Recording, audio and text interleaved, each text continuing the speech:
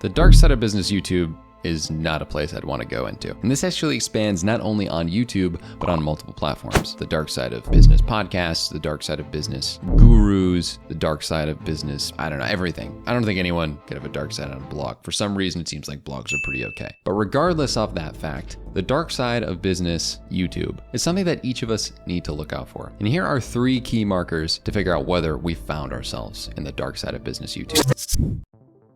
We are being offered something for a very high value that promises in return to give us a very high value without seeming to have any tangible skill associated to what you're getting. An example of this could be a course that in theory can help you run a business without having to do any work. Unless it is actually an automation-based service, I would be very skeptical of this because things like drop shipping have worked in the past, but don't really work in practicality for most people, especially as the markets become saturated. With how popular drop shipping is. Millions with drop shipping. Social media marketing agencies, to a lesser extent, a lot of people will make courses on how to build something like that. And while I do think they could be helpful, everyone has a marketing agency now. Running Google ads and Facebook ads isn't even that insanely hard. You could always just work at a digital marketing agency and then try to make one yourself. So practically, I don't actually understand why those courses exist because you can get paid to learn. That's a whole nother conversation. But there are a lot of people who exist who try to make the claim that you can learn from my sales abilities through a $10,000 course and you will 40x the amount of money you're making. Generally speaking, I'd be wary because they're offering you a high ticket thing in return for something that promises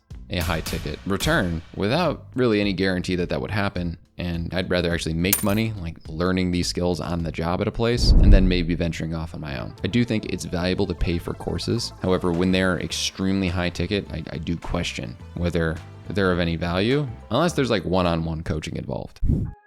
They do not talk about providing value often to the consumer. If they're trying to pitch you on this concept of making money without providing value in return to those people that will receive the business, services, or product that you're giving out, they may not be thinking in a frame of mind that is in your best interest. And the reason for that is, from a subliminal standpoint, if somebody's not outputting into the world that they think you should provide value to your consumers, and you are in turn going to be one of their consumers in a product or a service, it would make me think, and psychologically would make a lot of sense, that their priorities are not in order of value. It can even be seen very obviously in mission statements of companies sometimes. When they list profits first, and then they list their consumers and then their employees, that often means that in that mission statement, the company literally values it in that order. It's a subliminal thing that humans do. So if they do not even list out providing value to consumers or providing value to you, I would be suspicious. However, remember, people are smart with marketing and they might provide a bunch of value to you, but if once again they aren't pointing out that the service you will then give your customers is very high value, then they're probably just trying to convince you that they care about providing value to you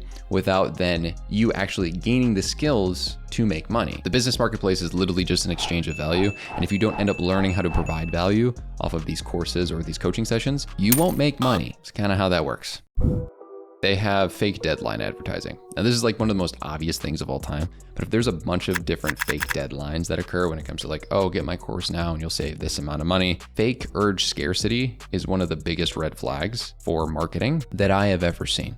If you go onto a website and it's using ClickFunnels and they have like a fake timer for how long you have until you buy it, they're just pulling all the marketing levers and aren't actually, once again, caring about the value side of it, which means they're just trying to make a quick buck. So whatever they're selling you isn't necessarily going to cause you to rant and rave about the course because they wouldn't have to pull those levers otherwise. Now, there are some people who will be the exception. These are just red flags that I'm pointing out so that you can avoid these things. If you go into a website and it says, get my course now, it's 30% off, or usually it's something weird like 50, 60% off for $497 instead of $797 if you get in the next 10 minutes, and then you leave the page and you come back 40 minutes later with a refresh and it still does that, there's probably not a lot of value associated to that course. It's a trick. These are just red flags to think about on your journey through building a better business and providing values to others. Just like this video is hopefully a video that'll provide a lot of value to you right here.